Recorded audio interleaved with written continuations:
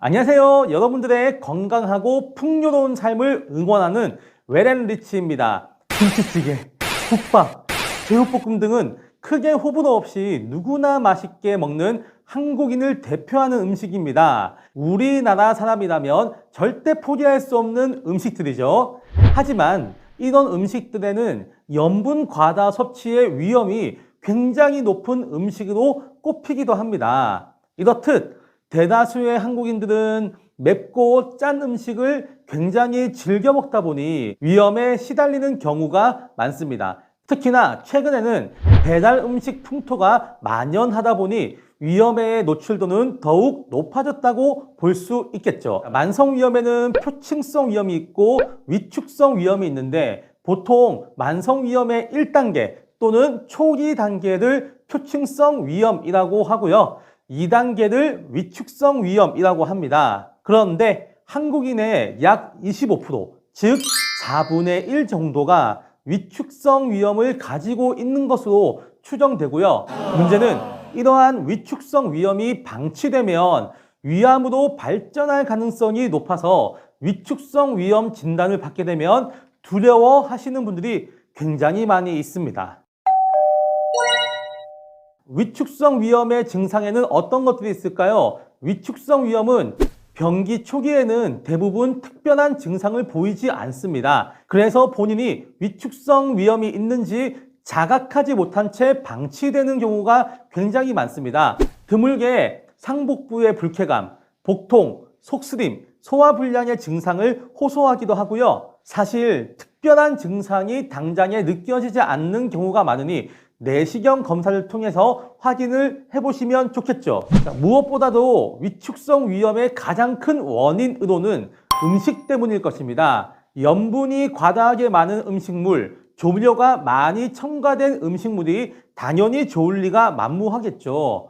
술, 커피, 담배 등이 위에 자극을 줘서 문제를 일으키는 경우도 상당히 큰 원인이 될 테고요. 그리고 중장년층 연령대가 되면 혈압약, 당뇨약을 꾸준히 복용하게 되는 경우가 많습니다. 이러한 약물들이 위에 부담을 주게 되어 위험이 발생할 확률이 높아질 수 있고요. 그 밖에 진통제, 소염제, 아스피린 등 이런 부작용으로 위에 자극을 줄 수 있기에 항상 약을 처방을 받을 시에는 주의사항을 꼼꼼하게 숙지하시고요. 적정 복용량을 지켜주시는 것이 좋습니다. 또한 위축성 위험의 가장 큰 원인으로 꼽히는 것이 바로 헬리코박터 균에 의한 감염입니다. 감염 경로는 아직까지 정확하게 알려져 있지는 않지만 사람과 사람 사이에서 전파 가능성이 크다고 합니다. 헬리코박터 파일로니균은